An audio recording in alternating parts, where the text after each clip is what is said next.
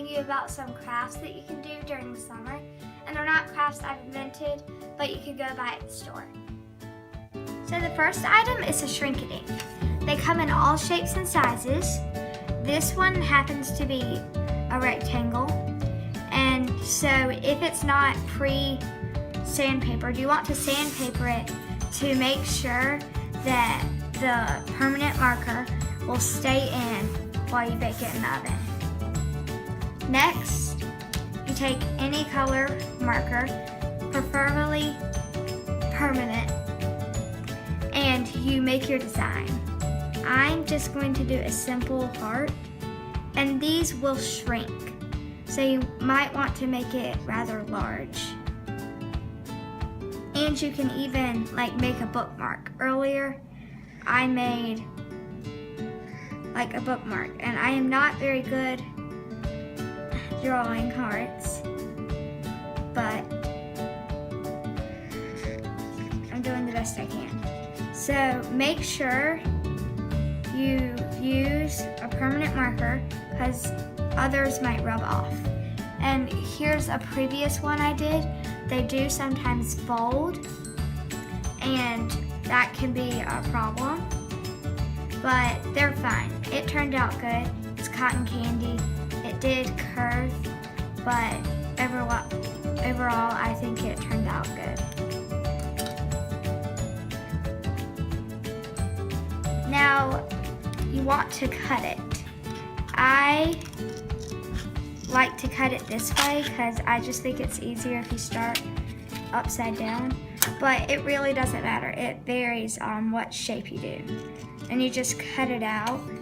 And like I said, if you don't want to, you don't have to. You can make a bookmark like I did, or just a display. And your cutting does not have to be perfect because it will shrink in the oven.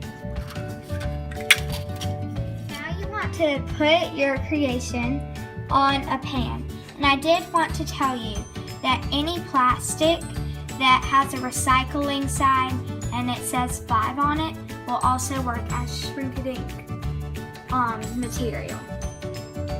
So now you put it on, we're not sure what degrees yet, but I will find out and put it in the comments below. My grandma is putting it in the oven for me. Kids, be safe. And now you just let it bake. So our Shrinky-Dink has been in the oven on, I think, 200 degrees. And it was it depends on what size, how long you put it in the oven, but just be sure you keep checking on it. I think we put ours in for 3 or 4 minutes, but it has shrunk a lot, and now it's really small and cute. It was a lot bigger.